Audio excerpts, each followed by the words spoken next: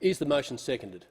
Yes, it is, Mr Speaker, and it's my pleasure to rise and second the live sheep long-haul export prohibition bill 2018, which has been introduced by the member for Farrer, and I also want to acknowledge the support by the member for Latrobe.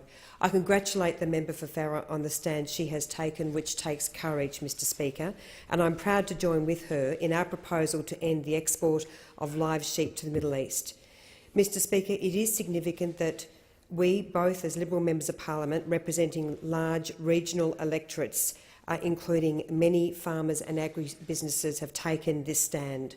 Overwhelmingly, the people of Corangamite are saying enough is enough. After decades of non-compliance, after decades of inhumane treatment of sheep, after decades of tolerating a trade which continues to tarnish our international reputation, Australians are saying enough is enough. The scenes on the Awassi Express, where more than 2,000 sheep died, many literally cooking to death, were utterly horrific. The government response has been swift and strong, and I commend the Agriculture Minister on his efforts to fix this trade and hold rogue exporters to account. But, Mr Speaker, we need to do more. The bill proposes an end to long-haul live sheep exports only, not cattle or short-haul exports over 5 years. This is a measured and responsible lead time, in stark contrast to Labor's overnight shutdown of the cattle trade, which had dramatic consequences. Mr Speaker, the interests of farmers and rural communities on this issue are paramount.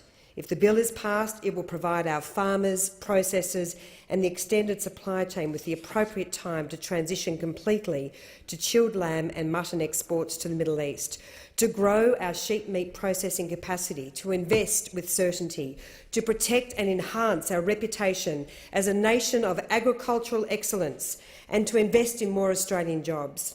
There must be proper consultation with farmers and industry. Mr Speaker, this transition is in fact already underway. Where the live sheep trade is in rapid decline, we are seeing a dramatic increase in the export of Australian chilled lamb and mutton by air to the Middle East. This can, of course, only continue.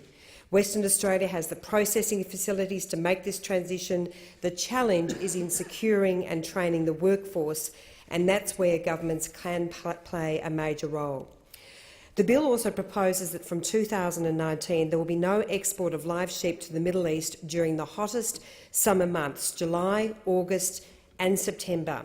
The highly credible scientific evidence from the Australian Veterinary Association is that sheep deaths and heat stress cannot be avoided during the extreme temperatures and humidity of a Middle Eastern summer, even with improved ventilation and lower stocking rates.